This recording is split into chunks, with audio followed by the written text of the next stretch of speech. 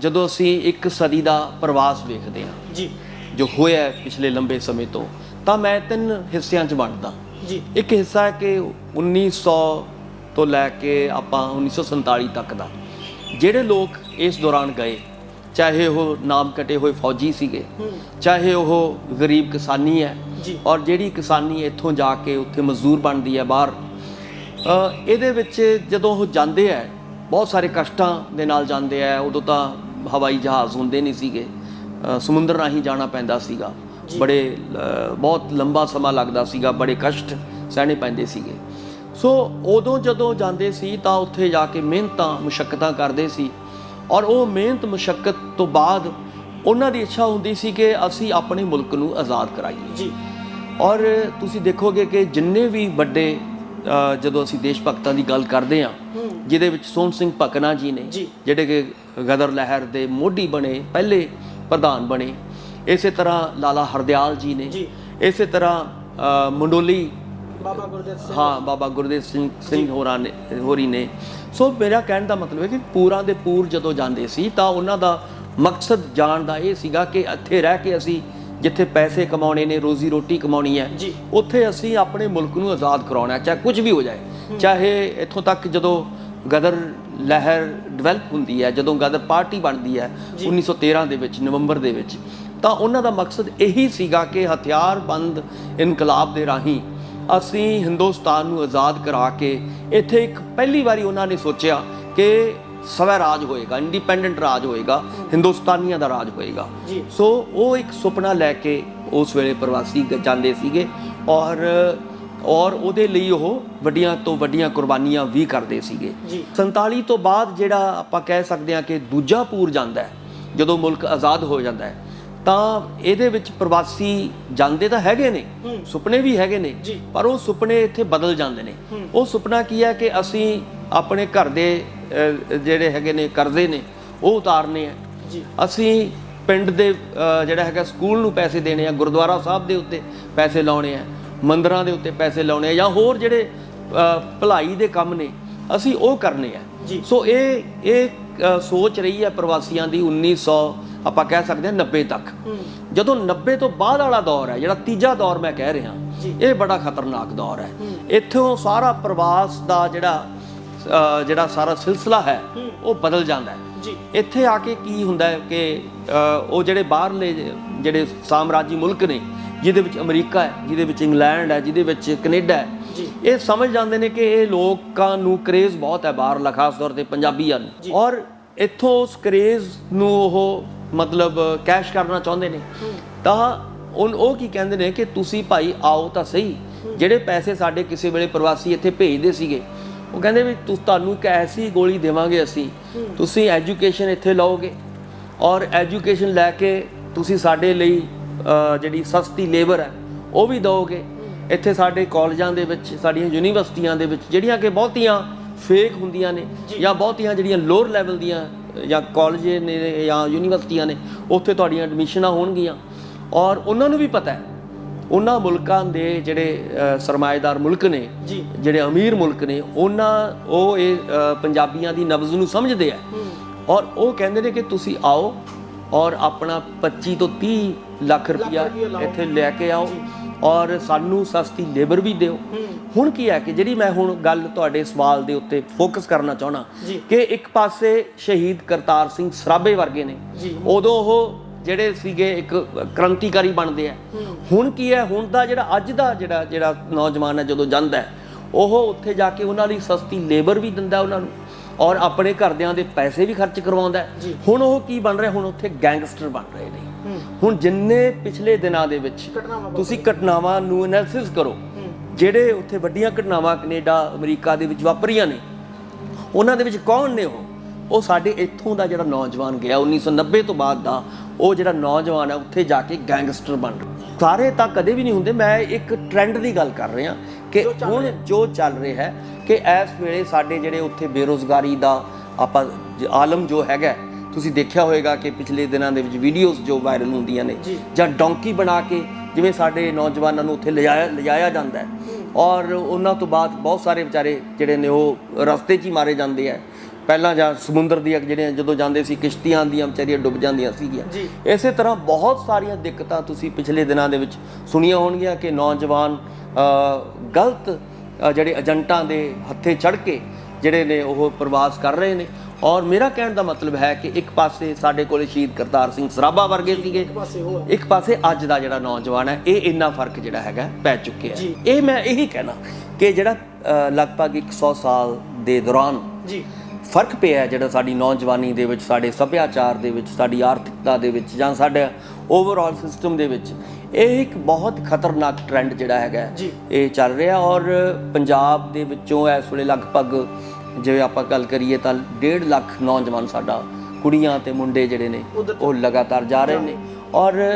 ਇੱਥੇ ਸਾਨੂੰ ਗਦਰੀਆਂ ਤੋਂ ਸਿੱਖਣ ਦੀ ਲੋੜ ਹੈ ਔਰ ਸ਼ਹੀਦ ਕਰਤਾਰ ਸਿੰਘ ਸਰਾਭਾ ਤੋਂ ਸਿੱਖਣ ਦੀ ਲੋੜ ਹੈ ਕਿ ਉਹ ਇਸ ਲਈ ਨਹੀਂ ਸੀ ਗਏ ਕਿ ਅਸੀਂ ਉੱਥੇ ਜਾ ਕੇ ਜਿਹੜਾ ਹੈਗਾ ਇੱਦਾਂ ਜ਼ਿੰਦਗੀਆਂ ਬਿਤਾ ਲਾਂਗੇ। ਉਹ ਸਾਡੇ ਆਪਣੇ ਸਮਾਜ ਨੂੰ, ਆਪਣੇ ਮੁਲਕ ਨੂੰ ਵਧੀਆ ਬਣਾਉਣਾ ਚਾਹੁੰਦੇ ਸੀਗੇ, ਉਹਨਾਂ ਵਰਗਾ ਬਣਾਉਣਾ ਚਾਹੁੰਦੇ ਸੀਗੇ, ਉਸ ਤੋਂ ਵੀ ਵਧੀਆ ਬਣਾਉਣਾ ਚਾਹੁੰਦੇ ਸੀ। ਇੱਕ ਬਰਾਬਰੀ ਦਾ ਸਮਾਜ, ਇੱਕ ਚੰਗਾ ਸਮਾਜ ਜਿੱਥੇ ਧਰਮਾਂ ਦੇ ਨਾਂ ਦੇ ਉੱਤੇ ਕੋਈ ਵੰਡ ਨਾ ਹੋਵੇ, ਜਿੱਥੇ ਜਾਤ ਪਾਤ ਦੇ ਨਾਂ ਦੇ ਉੱਤੇ ਕੋਈ ਵੰਡ ਨਾ ਹੋਵੇ, ਜਿੱਥੇ ਨਸਲ ਦੇ ਨਾਂ ਦੇ ਉੱਤੇ ਕੋਈ ਵੰਡ ਨਾ ਹੋਵੇ, ਯਾਨੀ ਕਿ ਇੱਕ ਉਸ ਐਸਾ ਸਮਾਜ ਜਿਹੜਾ ਕਿ ਯੂਰਪ ਨਾਲੋਂ ਵੀ ਵਧੀਆ ਹੋਵੇ। ਉਹ ਸੁਪਨਾ ਜਿਹੜਾ ਸੀਗਾ ਲਿਆ ਸੀਗਾ ਗਦਰੀ ਬਾਬਿਆਂ ਨੇ। ਔਰ ਗਦਰੀ ਬਾਬਿਆਂ ਦੇ ਵਿੱਚੋਂ ਮੋਹਰੀ ਸੀਗੇ। ਔਰ ਸਭ ਤੋਂ ਜੇ ਮੈਂ ਕਹਾਂ ਕਿ ਜਿਵੇਂ ਤੁਸੀਂ ਪੱਤਰਕਾਰੀ ਦੀ ਗੱਲ ਕੀਤੀ ਹੈ ਜਾਂ ਛੋਟੀ ਉਮਰ ਦੇ ਵਿੱਚ ਵੱਡੇ ਕੰਮਾਂ ਦੀ ਗੱਲ ਕੀਤੀ ਹੈ, ਤਾਂ ਉਹਦੇ ਵਿੱਚ ਸ਼ਹੀਦ ਕਰਤਾਰ ਸਿੰਘ ਸਰਾਭਾ ਦਾ ਨਾਮ ਇੱਕ ਉੱਭਰਵਾਂ ਨਾਮ ਜਿਹੜਾ ਹੈ ਲੈ ਸਕਦੇ ਹਾਂ ਆਪਾਂ। ਉਹਦੇ ਬਹੁਤ ਸਾਰੇ ਕਾਰਨ ਸੀਗੇ। ਬਾਬਾ ਭਕਨਾ ਕਿਉਂਕਿ ਪਹਿਲੇ ਪ੍ਰਧਾਨ ਸੀਗੇ ਗਦਰ ਪਾਰਟੀ ਦੇ, ਔਰ ਪਾਰਟੀ ਨੂੰ ਕਿਵੇਂ ਚਲਾਉਣਾ ਹੈ, ਕਿਵੇਂ ਅੱਗੇ ਲੈ ਕੇ ਜਾਣਾ ਹੈ, ਉਹਨਾਂ ਦੀ ਬਹੁਤ ਵੱਡੀ ਜ਼ਿੰਮੇਵਾਰੀ ਸੀਗੀ ਉਸ ਵੇਲੇ। ਸੋ ਇੱਕ ਤਾਂ ਵੱਡਾ ਕਾਰਨ ਸੀਗਾ ਕਿ ਜਦੋਂ ਸਰਾਭਾ ਜੀ ਬਾਰੇ ਗੱਲ ਕਰਦੇ ਨੇ ਕਿ ਛੋਟੀ ਉਮਰ ਤਾਂ ਹੈਗੀ ਹੈ ਕਿ ਛੋਟੀ ਉਮਰ ਦੇ ਵਿੱਚ ਚਾਹੇ ਉਹ ਸਾਈਕਲੋ ਸਟਾਈਲ ਦੇ ਰਾਹੀਂ ਗਦਰ ਅਖਬਾਰ ਕੱਢਣਾ ਹੋਵੇ, ਉਹਦੇ ਵਿੱਚ ਮੋਹਰੀ ਰੋਲ ਅਦਾ ਕਰਦੇ ਆ, ਚਾਹੇ ਇੱਥੋਂ ਤੱਕ ਜਥੇਬੰਦਕ ਢਾਂਚੇ ਨੂੰ ਡਿਵੈਲਪ ਕਰਨਾ ਹੋਵੇ। ਜੋ ਉਹਨਾਂ ਨੇ ਪਾਰਟੀ ਨੇ ਡਿਊਟੀ ਲਾਤੀ, ਜੋ ਪ੍ਰਧਾਨ ਸਾਹਿਬ ਨੇ ਕਹਿਤਾ ਕਿ ਭਾਈ ਆਹ ਕੰਮ ਤੁਸੀਂ ਕਰਨਾ, ਚਾਹੇ ਜਥੇਬੰਦੀ ਦੀ ਗੱਲ ਹੋਵੇ, ਚਾਹੇ ਉਹ ਅਖਬਾਰ ਨੂੰ ਲੋਕਾਂ ਤੱਕ ਪਹੁੰਚਾਉਣ ਦੀ ਗੱਲ ਹੋਵੇ, ਇੱਥੋਂ ਤੱਕ ਕਿ ਕਾਮਾਗਾਟਾ ਮਾਰੂ ਜਦੋਂ ਇਹ ਘਟਨਾ ਵਾਪਰਦੀ ਹੈ ਤਾਂ ਉਹਦੇ ਵਿੱਚ ਹਥਿਆਰ ਕਿਵੇਂ ਲੈ ਕੇ ਜਾਣੇ ਆ, ਉਹਦੇ ਵਿੱਚ ਜਿਹੜਾ ਪੈਂਫਲੇਟ ਨੇ ਜਾਂ ਅਖਬਾਰ ਹੈ ਉਹਨੂੰ ਕਿਵੇਂ ਲੋਕਾਂ ਤੱਕ ਪਹੁੰਚਾਉਣਾ ਹੈ, ਉਹ ਸਾਰੀਆਂ ਜ਼ਿੰਮੇਵਾਰੀਆਂ ਬਹੁਤ ਤਨਦੇਹੀ ਦੇ ਨਾਲ ਸਰਾਭਾ ਜੀ ਨਿਭਾਉਂਦੇ ਨੇ ਔਰ ਉਹਦੇ ਵਿੱਚ ਕਾਮਯਾਬ ਹੁੰਦੇ ਨੇ। ਜਦੋਂ ਹਿੰਦੁਸਤਾਨ ਵੀ ਵਾਪਸ ਆਉਣਾ ਹੈ ਬਾਹਰੋਂ, ਤਾਂ ਉਹਦੇ ਵਿੱਚ ਵੀ ਜਿਹੜਾ ਹੈਗਾ ਬਹੁਤ ਸਾਰੇ, ਹਾਲਾਂਕਿ ਗਦਰੀ ਬਾਬੇ ਜਿਹੜੇ ਨੇ ਉਹ ਫੜੇ ਵੀ ਜਾਂਦੇ ਨੇ, ਪਰ ਖੁਸ਼ਕਿਸਮਤੀ ਦੇ ਨਾਲ ਕਹਿ ਸਕਦੇ ਹਾਂ ਕਿ ਬਹੁਤ ਲੇਟ ਜਿਹੜੇ ਸਰਾਭਾ ਜੀ ਉਹ ਗ੍ਰਿਫਤਾਰ ਹੁੰਦੇ ਨੇ। ਸੋ ਉਹ ਵੀ ਜਿਹੜਾ ਹੈਗਾ ਇੱਥੇ ਜਦੋਂ ਹਿੰਦੁਸਤਾਨ ਦਾ ਦੌਰ ਹੈ, ਉਹਨਾਂ ਦਾ ਸਮਾਂ ਹੈ, ਉਹਦੇ ਵਿੱਚ ਵੀ ਉਹਨਾਂ ਦਾ ਜਿਹੜਾ ਰੋਲ ਹੈ ਉਹ ਬਹੁਤ ਇੰਪੋਰਟੈਂਟ ਹੈ। ਇਸੇ ਕਰਕੇ ਬਾਬਾ ਭਕਨਾ ਜੀ ਜਿਹੜੇ ਨੇ ਉਹਨਾਂ ਨੂੰ ਬਹੁਤ ਪਿਆਰ ਕਰਦੇ ਆ ਔਰ ਉਹਨਾਂ ਨੂੰ ਇੱਕ ਚੰਗੇ ਲੀਡਰ ਦੀਆਂ ਸੰਭਾਵਨਾਵਾਂ ਉਹਨਾਂ ਦੇ ਵਿੱਚ ਦੇਖਦੇ ਆ। ਦੇਖੋ ਜਿਹੜੀ ਕਾਮਾਗਾਟਾ ਮਾਰੂ ਜਹਾਜ਼ ਦੀ ਘਟਨਾ ਇੱਕ ਬਹੁਤ ਦੁਖਦਾਇਕ, ਖਾਸ ਤੌਰ ਤੇ ਸਾਡੇ ਹਿੰਦੁਸਤਾਨੀਆਂ ਦੇ ਲਈ ਬਹੁਤ ਦੁਖਦਾਇਕ ਘਟਨਾ ਸੀਗੀ ਕਹਿ ਸਕਦੇ ਹਾਂ। ਸੋ ਉਹਦਾ ਵੱਡਾ ਕਾਰਨ ਇਹ ਸੀਗਾ ਕਿ ਜਿਹੜੇ ਹਿੰਦੁਸਤਾਨੀ, ਜਿਵੇਂ ਆਪਾਂ ਪਿਛਲੇ ਗੱਲ ਕਰ ਰਹੇ ਹਾਂ ਕਿ ਉਹ ਜਾਣਾ ਚਾਹੁੰਦੇ ਸੀਗੇ ਕੈਨੇਡਾ ਦੇ ਵਿੱਚ ਉੱਥੇ ਆਪਣੀ ਰੋਜ਼ੀ ਰੋਟੀ ਲਈ, ਪਰ ਕੈਨੇਡੀਅਨ ਜਿਹੜੀ ਸਰਕਾਰ ਹੈ, ਕਿਉਂਕਿ ਉਸ ਵੇਲੇ ਤਾਂ ਅੰਗਰੇਜ਼ ਸਰਕਾਰ ਹੀ ਸੀਗੀ, ਕੈਨੇਡਾ ਦੇ ਉੱਤੇ ਵੀ ਅੰਗਰੇਜ਼ ਸਰਕਾਰ ਦਾ ਜਿਹੜਾ ਸੀਗਾ ਰਾਜ ਚੱਲ ਰਿਹਾ ਸੀਗਾ। ਸੋ ਉਹਨਾਂ ਨੂੰ ਲੱਗਿਆ ਕਿ ਇਹ ਗਲਤ ਤਰੀਕੇ ਨਾਲ ਇੱਥੇ ਆ ਰਹੇ ਨੇ ਔਰ ਉਹਨਾਂ ਨੇ ਕੈਨੇਡਾ ਤੋਂ ਵਾਪਸ ਭੇਜਿਆ। ਔਰ ਜਦੋਂ ਕਲਕੱਤੇ ਆ ਕੇ ਉਹ ਇੱਕ ਘਾਟ ਦੇ ਉੱਤੇ ਜਹਾਜ਼ ਰੁਕਦਾ ਹੈ ਕਾਮਾਗਾਟਾ ਮਾਰੂ, ਤਾਂ ਜਾਣ ਬੁੱਝ ਕੇ ਜਿਹੜਾ ਹੈਗਾ ਅੰਗਰੇਜ਼ ਸਰਕਾਰ ਉਹਨਾਂ ਮੁਸਾਫਰਾਂ ਦੇ ਉੱਤੇ ਗੋਲੀ ਚਲਾਉਂਦੀ ਹੈ ਔਰ ਬਹੁਤ ਸਾਰੇ ਸਾਡੇ ਜਿਹੜੇ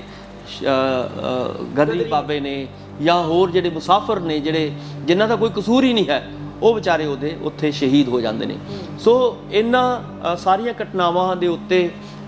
ਸਰਾਭਾ ਜੀ ਬਹੁਤ ਗਹਿਰੀ ਨਜ਼ਰ ਰੱਖਦੇ ਆ ਔਰ ਉੱਥੇ ਜਿਹੜਾ ਉਸ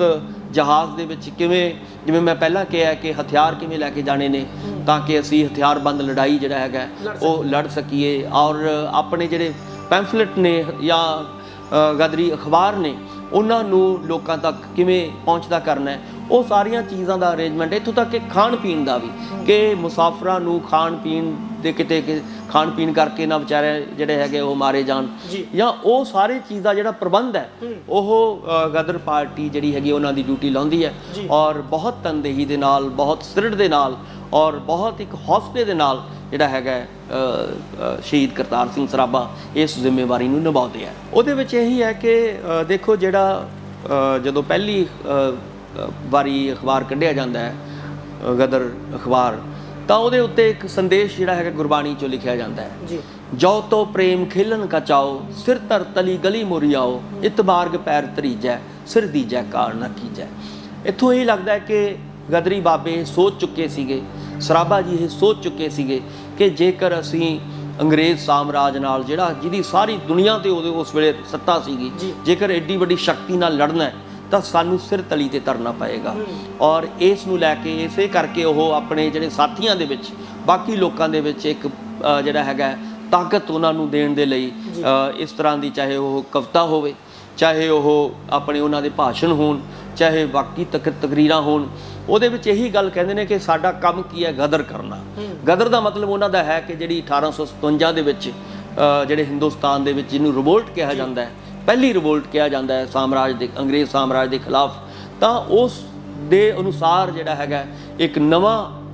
ਗਦਰ, ਨਵਾਂ ਇਨਕਲਾਬ, ਗਦਰ ਤੋਂ ਮਤਲਬ ਇਹ ਦੂਸਰਾ ਇਨਕਲਾਬ ਕਰਨ ਦਾ ਇੱਕ ਸੁਪਨਾ ਜਿਹੜਾ ਲਿਆ ਉਹਨਾਂ ਨੇ ਕਿ ਸਾਡਾ ਕੰਮ ਕੀ ਹੋਏਗਾ, ਇਹ ਵੀ ਸਾਡਾ ਗਦਰ ਕਰਨਾ, ਸਾਡਾ ਜੋ ਕੁਝ ਵੀ ਹੈ ਅਸੀਂ ਇਨਕਲਾਬ ਕਰਨਾ ਚਾਹੁੰਦੇ ਹਾਂ। ਇਸ ਕਰਕੇ ਸਾਰਾ ਫੋਕਸ ਉਹਨਾਂ ਦਾ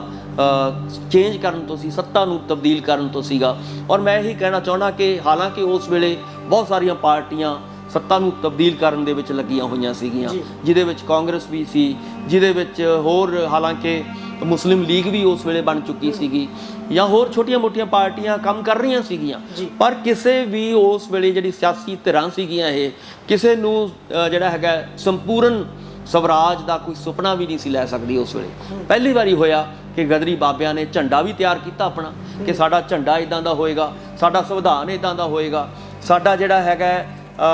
ਸਾਰਾ ਜਿਹੜਾ ਇੱਕ ਬਕਾਇਦਾ ਤੌਰ ਤੇ ਲਿਖਤੀ ਰੂਪ ਦੇ ਵਿੱਚ ਕਿ ਸਾਰੀਆਂ ਚੀਜ਼ਾਂ ਆਈਆਂ ਕਿ ਹਰ ਚੀਜ਼ ਜਿਹੜੀ ਹੈਗੀ ਹੈ ਪ੍ਰੋਪਰ ਡਿਸਪਲਿਨ ਦੇ ਵਿੱਚ ਉਹ ਸਾਰੀਆਂ ਚੀਜ਼ਾਂ ਹੋਣਗੀਆਂ। ਸੋ ਇਸ ਅਖਬਾਰਾਂ ਦੇ ਰਾਹੀਂ ਮਤਲਬ ਇਹੀ ਸੀਗਾ ਕਿ ਪਹਿਲੀ ਵਾਰੀ ਜਿਹੜੀ ਵਾਰਤਕ ਵੀ ਉਹਨਾਂ ਨੇ ਲਿਖੀ, ਤੁਸੀਂ ਦੇਖੋਗੇ ਉਹਨਾਂ ਦੀ ਪੰਜਾਬੀ ਯੂਨੀਵਰਸਿਟੀ ਨੇ ਵਾਰਤਕ ਵੀ ਉਹਨਾਂ ਦੀ ਛਾਪੀ ਹੈ, ਔਰ ਪੰਜਾਬੀ ਯੂਨੀਵਰਸਿਟੀ ਨੇ ਉਹਨਾਂ ਦੀ ਕਵਿਤਾ ਵੀ ਛਾਪੀ ਹੈ, ਗਦਰੀ ਕਵਿਤਾ। ਸੋ ਬਹੁਤ ਸਾਰਾ ਕੰਮ ਜਦੋਂ ਤੁਸੀਂ ਪੜ੍ਹਦੇ ਹੋ ਤਾਂ ਉੱਥੋਂ ਇਹੀ ਲੱਗਦਾ ਕਿ ਬਹੁਤ ਕਲੈਰਿਟੀ ਸੀਗੀ। ਔਰ ਸਵਰਾਜ ਜਿਹੜਾ ਹੈਗਾ ਕਿ ਪੂਰਨ ਸਵਰਾਜ ਜਿਹੜਾ ਹੈਗਾ ਉਹ ਪਹਿਲੀ ਵਾਰੀ ਗਦਰੀ ਬਾਬਿਆਂ ਨੇ ਮੰਗਿਆ। ਕਲੀਅਰ ਇਹ ਵੀ ਸੀਗਾ ਉਹਨਾਂ ਨੂੰ ਕਿ ਜੇਕਰ ਪੂਰਨ ਸਵਰਾਜ ਆਊਗਾ ਤਾਂ ਉਹ ਹਥਿਆਰਬੰਦ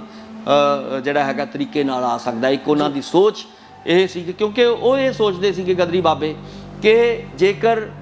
ਅੰਗਰੇਜ਼ ਸਾਮਰਾਜ ਨੇ ਲੜਾਈਆਂ ਦੇ ਰਾਹੀਂ ਸਾਨੂੰ ਜਿੱਤਿਆ, ਬਹੁਤ ਵੱਡੀਆਂ ਵੱਡੀਆਂ ਰਾਜੇ ਮਹਾਰਾਜਿਆਂ ਨਾਲ ਉਹਨਾਂ ਨੇ ਲੜਾਈਆਂ ਲੜੀਆਂ ਨੇ ਔਰ ਹਥਿਆਰਾਂ ਦੇ ਨਾਲ ਰਾਹੀਂ ਉਹ ਜਿੱਤੇ ਨੇ, ਤਾਂ ਹਥਿਆਰਬੰਦ